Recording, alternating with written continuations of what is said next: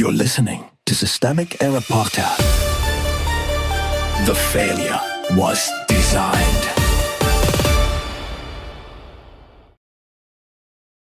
WSJ just gave Trump a big economic reality check, based on an article by Matthew Rausa. Tariffs as tribute to chaos.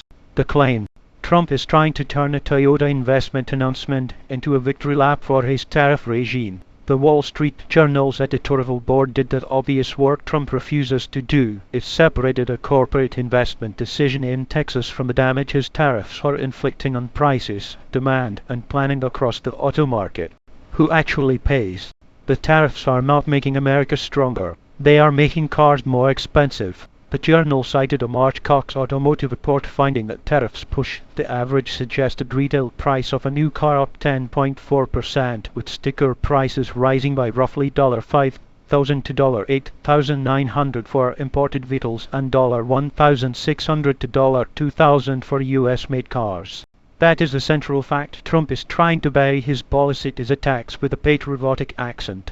The burden does not stop at consumers. Dealers, many of them small businesses, are absorbing part of the increase. Automakers are cutting imports and dropping entry-level models because the tariff costs make them unaffordable. That means fewer affordable cars, fewer purchases, and fewer jobs. The damage is not abstract.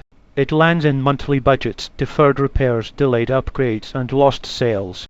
The real winner: tariffs do not redistribute power downward. They redistribute it upward to whoever can navigate the maze.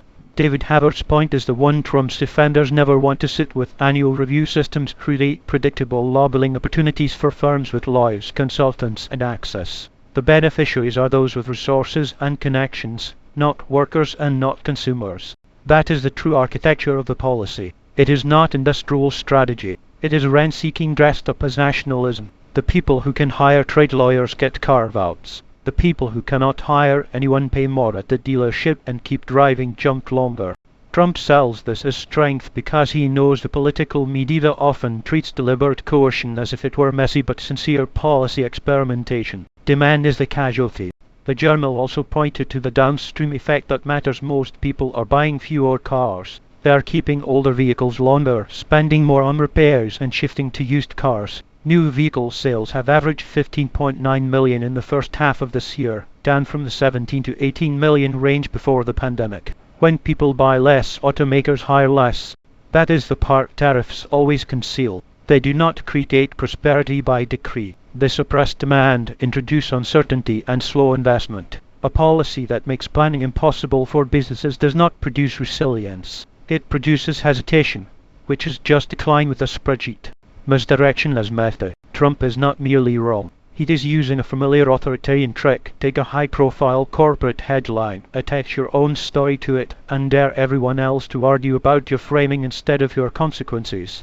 Toyota's Texas investment becomes, in his hands, proof that border taxes are working, even as the underlying data show higher prices and weaker sales.